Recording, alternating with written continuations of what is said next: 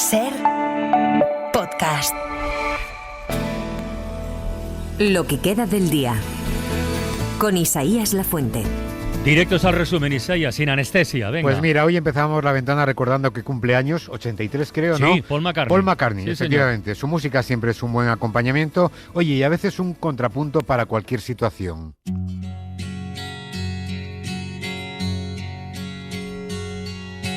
Yesterday,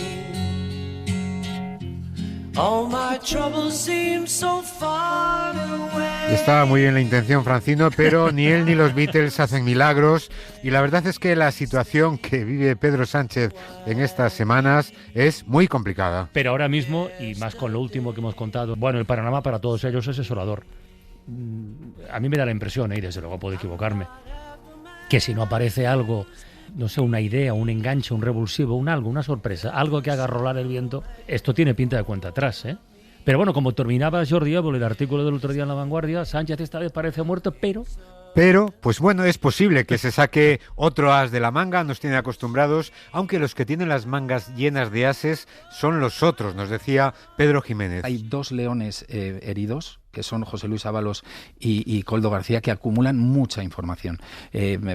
Todos poníamos el foco en José Luis Ábalos porque ha sido un hombre con peso dentro del partido, dentro del equipo de Pedro Sánchez, secretario de Organización, ministro de Transportes, pero claro, ahora sabemos que Koldo tiene grabadas a decenas y decenas de políticos y empresarios, con lo cual también tiene un material absolutamente incendiario, ¿no? Y eso crea mucha inquietud y mucha incertidumbre, nos decía Guillermo Lerma, tanto dentro del PSOE como dentro de sus socios. Esa es la sensación que están teniendo también los socios parlamentarios, que durante toda la mañana están reuniéndose con Pedro Sánchez en la Moncloa, y es, yo creo, también relevante conocer cuál es la impresión que tienen después de reunirse en privado con el presidente del gobierno. Han estado varios partidos reuniéndose con él en la Moncloa, y un poco la conclusión que sacan es esa: no ven cuál es la salida para el gobierno de esta situación.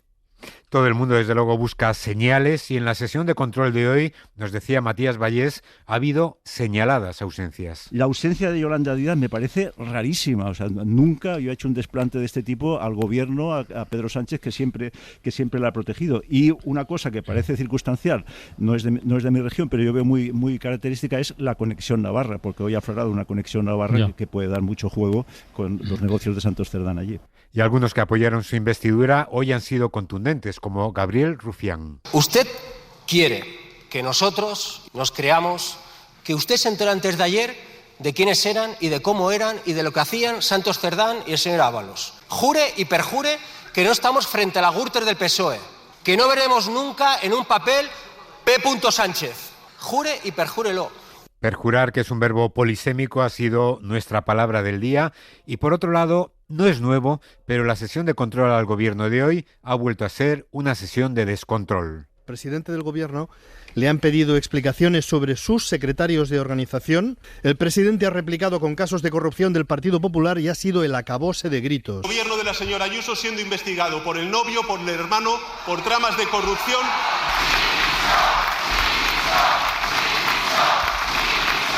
Este espectáculo parlamentario de ustedes roban más, nosotros robamos menos, devuelve la política española al lugar de costumbre. ¡A comisaría! Y después está Abascal, que también hoy ha montado su numerito parlamentario. Hoy es día señaladito también porque se ha inaugurado un nuevo género parlamentario, el parlamentario que habla y se va. Yo no voy a quedarme a escuchar sus mentiras, sus embustes, ni a soportar su chulería. Entonces se ha ido. Le estaba hablando Santiago Abascal al presidente del gobierno, a Pedro Sánchez, le ha dicho esto y se ha ido. Todo el mundo sabe que Santiago Abascal no es el lápiz más afilado del Congreso de los Diputados, pero ante su gesto gallardo se abren dos incógnitas. Si no quería escuchar la respuesta, ¿para qué pregunta? Y en segundo lugar, ¿por qué no le han acompañado los otros diputados de Vox? Claro. Dice, no voy a aguantar su chulería, la van a aguantar estos. ¿Cómo lo vamos a hacer así?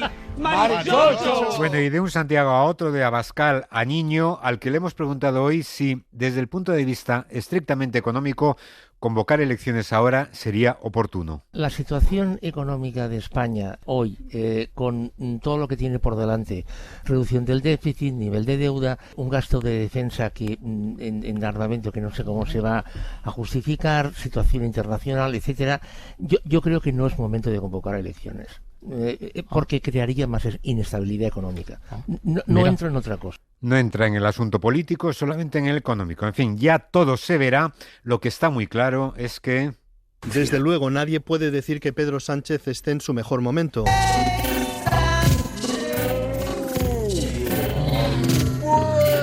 Pues no, desde luego no está en su mejor momento, pero hay un español que está aún peor que él.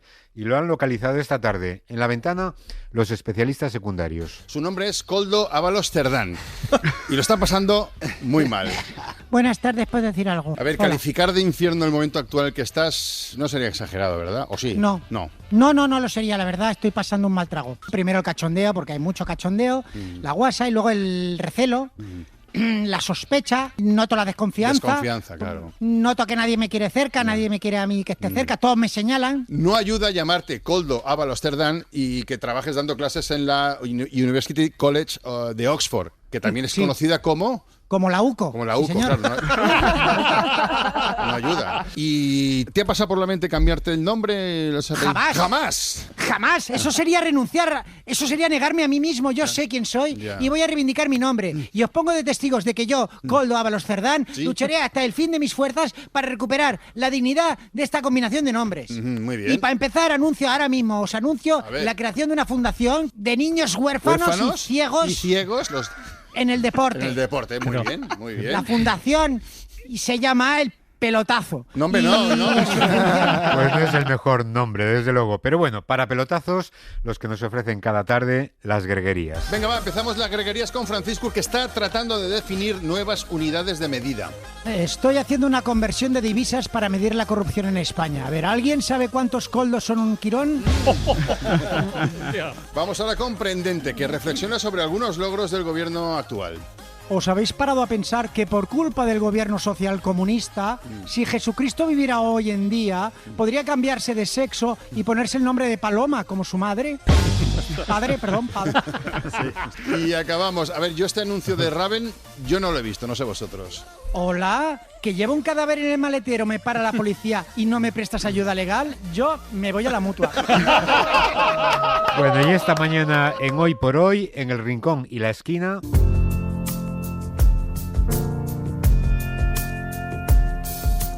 I've been gathering all my things. Así como queriendo decir, han hablado de rectas y de curvas en un tiempo en el que vienen curvas, desde luego. Y Manuel Delgado, siempre provocador, lo tiene muy claro. Las personas rectas no siempre son de fiar. Las personas rectas no son de fiar. Yo no sé si conocéis personas rectas.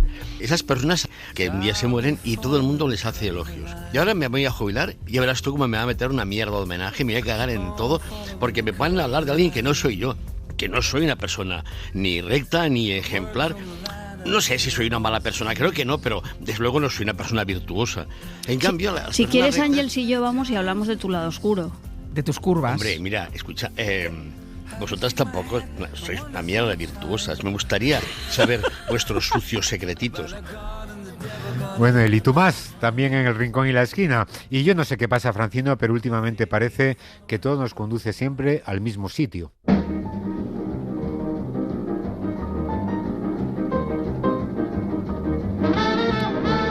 Hoy nos hemos metido en el cine con Bollero para ver La trama fenicia. Otra trama, es la última película de Wes Anderson. Es la trama de un rico empresario envuelto en una trama de espionaje junto a su hija, con la que tiene una relación un poquito difícil. Y a Bollero no le gusta ni el director ni la película. Cuando contabas el argumento parece que es algo, ¿no? Pero ves la película y es como una apología de la estupidez. Este es uno de los directores adorados por la crítica, o por gran parte de la crítica, pero nunca he entendido las razones y tampoco me lo explican, solo que es es muy divertido, muy original su cine. Digo, pues intento recordar los argumentos de sus películas y no existen. Y esta es toda una memez. Y luego está Benicio del Toro, que a mí es un actor que me encanta, y digo, pero ¿cómo te ha liado este pavo también? Bueno, no llegué a su final. ¿Ah, no? Vaya. No, es que hay cosas que ya no puedo aguantar. Hay cosas que ya no puedo aguantar, que sería una frase para grabar en mármol. Y sobre cosas luminosas, pues hoy hemos planteado a Ana Morales si será posible que un día las ciudades se iluminen con árboles luminiscentes. Siempre suele ser cautelosa, Ana, pero hoy... Pues mira, aunque parezca una locura, ya existen varios proyectos científicos trabajando precisamente en plantas y árboles que emiten luz. Las plantas no producen luz, pero la ciencia ya ha logrado crear plantas que brillan en la oscuridad. Gracias a genes de hongos bioluminiscentes, aquí estaríamos hablando de ingeniería genética, o gracias a compuestos biocompatibles. En este caso, no cambiaríamos la genética de las plantas. La bioluminiscencia en plantas podría ser una herramienta para la sostenibilidad, pues al no requerir electricidad, estas plantas podrían suponer un ahorro significativo. Además, la bioluminiscencia es menos agresiva que la iluminación artificial. El miedo que yo tengo es que algunas empresas creen plantas bioluminiscentes solo para exponerlas, enriquecerse o hacer espacios de lujos. Y quien pone siempre luz a la oscuridad de la historia es Nieves con Costrina. La historia que nos ha contado hoy Nieves es tremenda. Resulta que hace 15 años, en un pueblecito inglés, descubrieron y desenterraron un cementerio antiguo con esqueletos de individuos de finales del siglo XVIII, y aquello fue una verdadera mina arqueológica sobre la explotación infantil en la Revolución Industrial. Lo primero que les llamó la atención es que había demasiados niños y adolescentes. Y dijeron ellos, ¿y por qué tan alta mortalidad infantil? En la documentación parroquial se sugería que la tuberculosis era la culpable de tantas muertes de niños. Pero no. Morían derrengados y enfermos por el trabajo. Muchos bien eran huérfanos o bien dejados por los padres porque no podían mantenerlos para entregarlos a empresarios que los empleaban en grandes fábricas o en la industria agrícola. El exitazo de la revolución industrial en Inglaterra se cimentó con la explotación de niños y niñas que trabajaban 14 horas hasta caer rendidos. Las evidencias les dieron tanta lástima que esto no se quedó solo en una investigación, y en el pueblo de Fewston acabaron haciendo un homenaje y dando un entierro digno a todos aquellos niños que murieron derrengados por el trabajo en las fábricas textiles. Y esta mañana ha estado en Hoy por Hoy José Luis Moro, ahora es director de una agencia de publicidad. En su día fue un pingüino en mi ascensor. Cobrado el sueldo del último mes, la paga extraordinaria, la primi de 3, empeñé los candelabros, vendí el pequinés y ya tengo por fin en casa el telescopio japonés. Cantaba cosas como estas y triunfó, y nos ha hablado de sus influencias musicales. Javier Crae, que para mí es el ídolo de siempre, ¿no? Y luego los grupos que empezaron a surgir en Madrid, pues a finales de los 70, pues Aviador Dro, Las que los Pegamoides, Los Nikis, Glutamato Yeye, un montón de grupos, Siniestro Total, un montón de grupos que me encantaban, que les iba a ver y que yo quería ser como ellos, ¿no? Yo decía, es que me parece tan divertido. Para mí, por ejemplo, fue un descubrimiento cuando escuché Quiero ser un bote de Colón de Las que los Pegamoides, porque claro, yo escuchaba en los 40, eran todo canciones de amor, y de repente descubrí, joder, no soy el único idiota que hace una canción sobre el bonobús. Aquí hay unos tíos que escriben sobre un bote de Colón. Esto es posible y mola, pues nada, maravilloso. Y yo dije, yo quiero hacer esto, me parece súper divertido. Y lo hizo, y ha triunfado en la música y ha triunfado también en la publicidad. Ambas facetas le apasionan, pero nos ha hablado de la diferencia entre un mundo y el otro. Hacer publicidad es divertido. Hay una diferencia grande con la música, y es que cuando yo hago música no tengo que gustar a todo el mundo. Y esto mola mucho, porque gustar a todo el mundo es mucho más aburrido. La publicidad, no digo que tenga que gustar a todo el mundo, pero no puede disgustar a nadie. Y esto es más difícil y un pelín más aburrido, pero mola. Y vamos a acabar con una historia luminosa de verdad, Francino.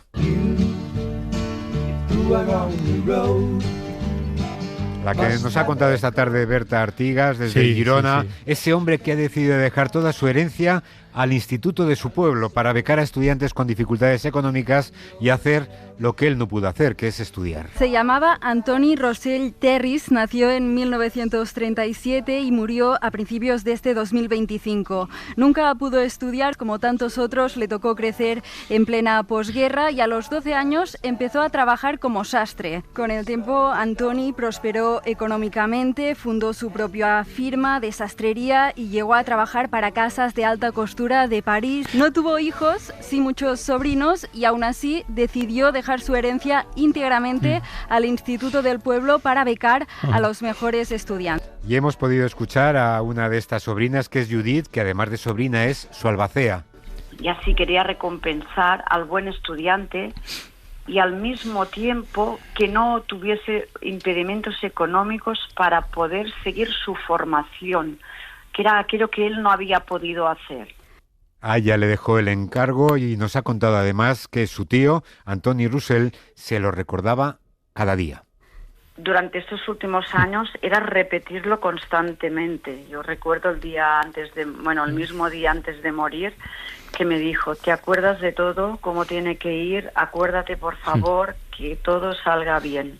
Lo tenía muy interiorizado, ¿no? Y bueno, yo creo que es un gran acto de altruismo y de humanismo, por supuesto, y yo lo recibí con mucha alegría. Necesitamos historias como estas, Pues sí, conocerlas para contarlas después. Y así cerramos hoy La Ventana. Hasta mañana. Un beso muy grande y mucho ánimo como siempre. Adiós. Adiós. Para no perderte ningún episodio, síguenos en la aplicación o la web de la SER, Podium Podcast o tu plataforma de audio favorita.